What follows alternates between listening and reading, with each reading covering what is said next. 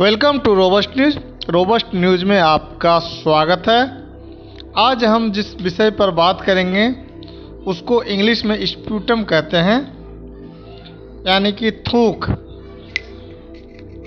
तो थूक जिहाद के नाम पर एक धर्म विशेष की फर्जी वीडियो का चलन आज इस देश में आम हो चुका है। कभी किसी बावर्ची के गर्म रोटी पर हवा फूंकने पर यह झूठ फैलाया जाता है, तो कभी किसी व्यक्ति के दुआ पढ़ने के बाद थूकने पर उसे मनगढ़ंत थूक से जोड़ दिया जाता है। बीते इतवार भारतीय जनता पार्टी के छोटे बड़े नेताओं, ट्रोल्स और दक्षिणपंथी घृणा प्रचारक मीडिया ने अभिनेता शाहरुख खान का एक वीडियो वायरल कर दिया गया है, जिसके बाद कुछ ऐसे सवालों की बाढ़ आ गई। शाहरुख ने भी थूक दिया, ऐसे कौन थूकता है किसी के मरने पर? ओहो, वो तो मुसलमान है, तभी यार ये मुसलमान इतना क्यों थूकते हैं? क्यों थूकते हैं? कैसे थूकते हैं? क्या वैसे ही जैसे तबलीगी जमात नर्सों पर थूक रही थी, जैसे सब्जी वाले थूक रहे थे, जैसे होटलों में मुसलमान थूकते हैं? अगर आप टीवी देखते हैं, यूट्यूब देखते हैं, तो ये झूठ और जहर तो आप तक पहुंच ही गया होगा। आपने ज़रूर किसी न किसी खबर में सुना ही होगा। असल वीडियो में शाहरुख खान फातिहा पढ़ रहे थे, या शायद इन्नल्लाह व इन्ना इलैहि राजिऊन, यानी अल्लाह दुनिया में भेजने वाला है और वो ही वापस बुलाता है, कह रहे हैं। लेकिन बात शाहरुख की बेगुनाही की नहीं है, ये उन जैसों के लिए हमेशा शक पैदा करने वालों की बात है। चलिए, आज हम बात कर रहे हैं, एक वरिष्ठ पत्रकार हैं इंडिया में, राहुल देव, जो लिखा है, मुझे भी पहले समझ नहीं आया था कि शाहरुख ने झुककर क्या किया। नहीं मालूम था कि यह दुआ देने का तरीका है। हो सकता है औरों को भी ना पता हो, लेकिन अज्ञान से अपमानजनक टिप्पणियों पर पहुंच जाने के लिए घोर मूर्खता, असभ्यता और घृणित सोच चाहिए। हालांकि यह सवाल खुद में बड़ा है कि एक की 22 करोड़ 25 करोड़ लोगों की इतनी पक्की मान्यता को राहुल देव जैसे बड़े पत्रकार भी नहीं जानते थे।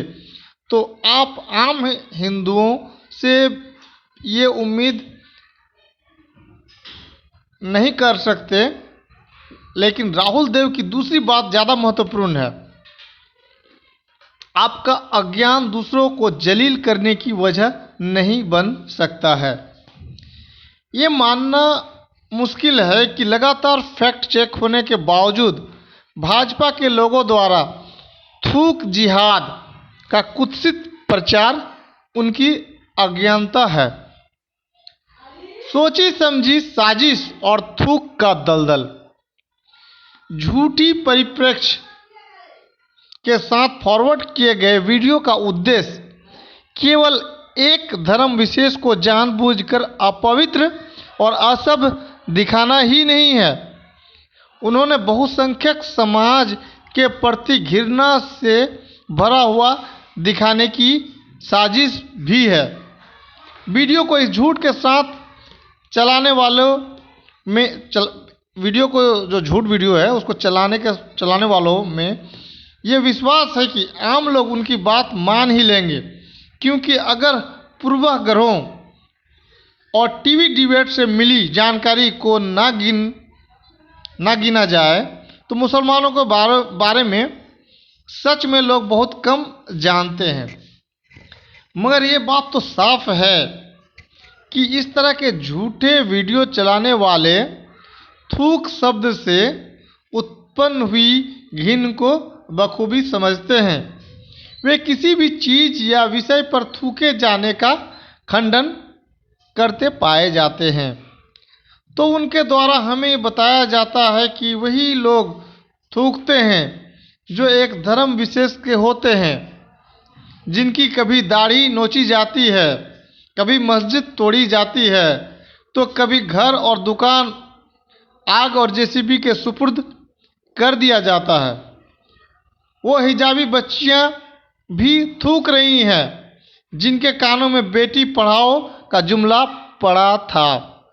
वो महिलाएं भी जिन्हें थूक विशेषज्ञ बाजार में ऑनलाइन नुमाइश लगाकर बेचना चाहते हैं। थूक वो माँ भी रही हैं जिसका बेटा किसी यूनिवर्सिटी से गायब हो गया था। थूक वो बेटी भी रही है जिसके बाप को भीड़ ने जिंदा नोच खाया। ये तमाम लोग थूक से नफरत के पीछे का सामाजिक भाव गहराई से जानते हैं।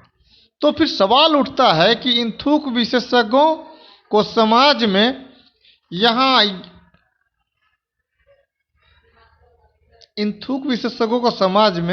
वहाँ यह प्रतीकात्मक थूक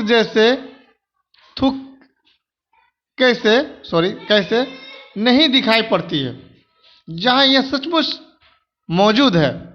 इनकी पैनी नजरें धर्म विशेष का संदर्भ देखते ही हवा में अपने आप थूक का निर्माण कर ही लेती है। फैक्ट्स और रिपोर्ट में आप तक पहुंचने नहीं वाले तो इस थूक के बारे में कुछ बातें जान लीजिए। सच तो यह है कि हम धीरे धीरे थूक के दलदल में धंसते जा रहे हैं। बहुत कम समय बचा है। लगता है हम डूब जाएंगे। अब थूक हर तरफ है। हर मुंह में जैसे थूक का समंदर भर गया है। कभी यह थूक उन किसानों के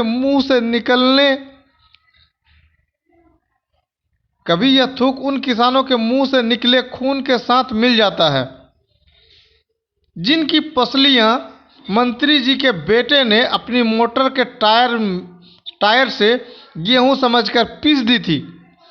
कभी ये बेरोजगार तो कभी गरीबों के आंसुओं में मिल जाता है। कभी सैकड़ों मील पैदल चलकर घर जाते उन मजदूरों के क्षत विक्षत शरीरों में जो लॉकडाउन के दौरान पटरियों पर मारे गए। यह कभी उस ईसाई महिला के गुस्से के साथ भी मिला था जिसकी चर्च में उसके यीशु की मूर्ति थूक विशेषज्ञों ने तोड़ दी थी। इन थूक विशेषज्ञों की खुशनसीबी है कि महामारी के दौरान अस्पताल के अंदर बाहर जान गंवाने वाले लोग थूक इकट्ठा करने के लिए सांसों की भीख मांगने में ही व्यस्त रह गए। थूक विशेषज्ञों की एक के बाद एक पीढ़ी इतनी डरी हुई है कि उन्होंने दलितों को अछूत और अदृश्य बनाने पर जोर दिया। कहीं ऐसा न हो कि उनका थूक उनके पास आ जाए। और फिर उन लोगों का भी थूक है जिसने ये थूक विशेषज्ञ नफरत करते हैं। वो लेखक हैं जिसकी किताब थूक विशेषज्ञों ने जला दी। वो पत्रकार हैं जिसकी कलम थूक विशेषज्ञ तोड़ना चाहते हैं। वो छात्र हैं जिसका बस्ता थूक विशेषज्ञों ने जला दिया। जिस कॉमिक आर्टिस्ट की मुस्कुराहट थूक विशेषज्ञ छीन ली, जिस फिल्मकार की फिल्में थूक विशेषज्ञों रोक दी, जिस हीरो को थूक विशेषज्ञों ने जनता की नज़रों में विलेन बना दिया। अधिकांश भारतीयों के अपना मुंह बंद रखने के उनके प्रयासों के बावजूद थूक ने हमें किसी सैलाब की तरह घेर लिया है। थूक इतना बढ़ गया है कि थूक विशेषज्ञों को UAPA और राजद्रोह नाम के ब्रांड वाले कवच और छातों की जरूरत पड़ रही है। इस थूक से अब थूक विशेषज्ञों के राजा के महल की दीवारों में सीलन उठने लगी है। एक देश में इतना थूक, खून और मवाद कब आता है? जब तक थूक विशेषज्ञ अपने आराध्य राम, जिन्होंने सबरी के झूठे बैर खाए थे, के नाम पर झूठ फैलाते हैं। जब एक भरा पूरा समाज अपने मूल्यों से खाली हो जाता है, उसकी शर्म खोखली और आदर्श बौने हो जाते हैं, तब शायद वो मजलूमों, पिछड़ों और गरीबों के प्रतिरोध एवं पीड़ा की थूक का पिगदान बन जाता है। तब यह थूक एक सामूहिक शर्मिंदगी की पुकार बन जाता है। विविधता से भरे समाज में एक साथ इतना थूक और मवाद शायद तब आता है जब उसकी हर छोटी बड़ी नैतिकता की मौत हो जाती है। इसे थूक जिहाद कहो या कुछ और, इससे अब हमारा बचना बहुत मुश्किल है। 1930 के दशक में नाजी थूक विशेषज्ञों ने आम जर्मन बहुसंख्यकों को आतंकित करने, उनकी वफादारी बनाए रखने के लिए कंसंट्रेशन सेंटर जा रहे यहूदियों को लेकर ऐसा ही प्रोपेगेंडा और जहर फैलाया था। आज इतिहास नाजियों पर थूकता है। निश्चित तौर पर यह एक सबक है जिससे हमारे थूक विशेषज्ञों को सीखने की ज़रूरत है। देश के जवानों को रोजगार के मुद्दे से भटकाने के लिए ये भी एक हथकंडा है, यानी कि थूक जिहाद। खबर कैसी लगी? चैनल को सब्सक्राइब कर लें, कमेंट पे अपनी राय दें। आपका दिन शुभ रहे।